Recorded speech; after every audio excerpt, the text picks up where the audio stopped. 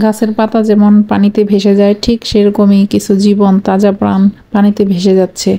দেখি মনটা এত বেশি খারাপ হয়ে গেছে। হ্যালো এভরিওয়ান, আসসালামু আলাইকুম। দেশের এই অবস্থাতে আসলে কোনো কিছু করতেই ভালো লাগে না। গতকালকে রাত্রে প্রায় 2টা-3টা পর্যন্ত আমি ফোনে এইসব খবরগুলো দেখে আমার এত বেশি খারাপ লাগছে। একজন প্রেগনেন্ট আপুর আর্তনাদ, তাকে একটু উঁচু স্থানে ওঠানোর জন্য অনেক বেশি আকুতি মিনতি। ফাইনালি শুনতে পারছি যে সে মানে পরপারে চলে গেছে।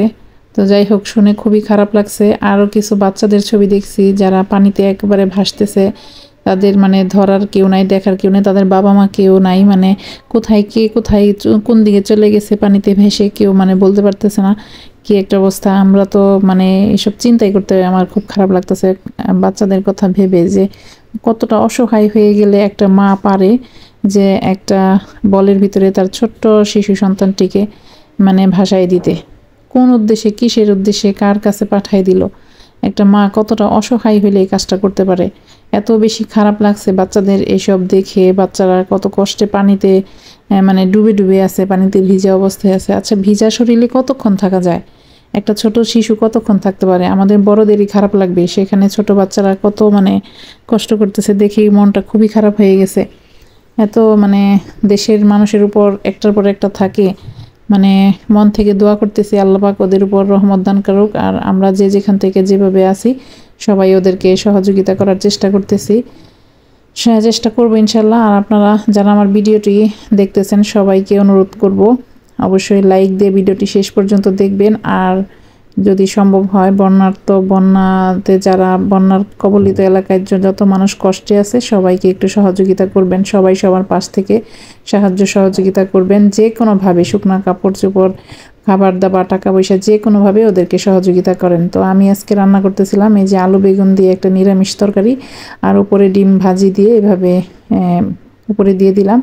এটা অনেক আগে ছোটোবেলায় আমার মা রান্না করতো, তো আজকে ঠিক ওইভাবে রান্না করার চেষ্টা করছি। আর কিছু ছোট মাছ আমি একটু মানে তেলে একটু ভাজা ভাজা করে নিব। আর সেখানে সব কিছু মশলা একসাথে দিয়ে নিয়েছি, সামান্য একটু আলু কুচি দিয়েছি, পেঁয়াজ কাঁচামরিচ দিয়ে, হলুদ মরিচের লবণ সব কিছু একত্রে দিয়ে তেল দিয়ে কিন্তু একটু নাড়াচাড়া করে এই তরকারিটা যে এত খেতে ভালো লাগে। বিশেষ করে এই মাছগুলাই তো অনেক বেশি মজার, মানে বাইম মাছ, ট্যাংরা মাছ, এখানে ছোট বালিয়া মাছ, তারপরে ছোট ছোট যত মাছ আছে একবারে একদম শুকনা শুকনা করে এরকম চচ্চড়ির মতো করে রান্না করলে খেতে ভালো লাগে। আর ধনিয়া পাতা দিলে টেস্ট আরও বেশি বেড়ে যায়। তো এইটা তেলের মধ্যেই মোটামুটি করে ফেলছিলাম। জাস্ট ওই যে আলু দিছি কারণে সামান্য একটু পানি দিয়ে জাস্ট আলুটা সিদ্ধ হওয়া পর্যন্ত 5 থেকে 6 মিনিট রান্না করলে কিন্তু আলুটা সিদ্ধ হয়ে যাবে। তো এই তো ছিল আমার আজকের রান্নাটা। মন খারাপ লাগতেছে এই খবরগুলো দেখে, তো তবুও তো ভিডিও শেয়ার করতে হবে। আসলে কোনো কিছু করতেই ভালো লাগে না। কালকে এত রাত পর্যন্ত এই খবরগুলো দেখে আরও বেশি মন খারাপ হয়ে গেছে। তো সবাই চেষ্টা করবেন সবার জায়গা থেকে সহযোগিতা করার জন্য। তো যে যেখান থেকে আছেন আমার ভিডিওটি যদি ভালো লাগে তাহলে অবশ্যই শেয়ার করে দিবেন। আর আমরা যদি প্রত্যেকের ভিডিও দেখে শেয়ার করে দিই, ভাইয়ারা কিন্তু এই কাজই করে। একটা ভাইয়া ভিডিও দিলে বাকি সব ভাইয়ারা কিন্তু শেয়ার করে দেয়। তা আমরাও কিন্তু আপুরা সবাই আমরা সবাইকে সহযোগিতা করব। তো তাহলে কিন্তু একসাথে সবাই আমরা এগিয়ে যাব। আজকের ভিডিওটি কেমন লাগলো অবশ্যই কিন্তু জানাবেন। আমার তরকারিটাও কিন্তু রান্না একদম হয়ে গেছে। এই তো আমি তরকারিটা নামাই নিচ্ছি। তো ভালো লাগলে কিন্তু অবশ্যই লাইক কমেন্ট করবেন এবং শেয়ার করে দিবেন। আর সবাই বন্যার্ত এলাকার মানুষের পাশে দাঁড়াবেন, এটা সবার প্রতি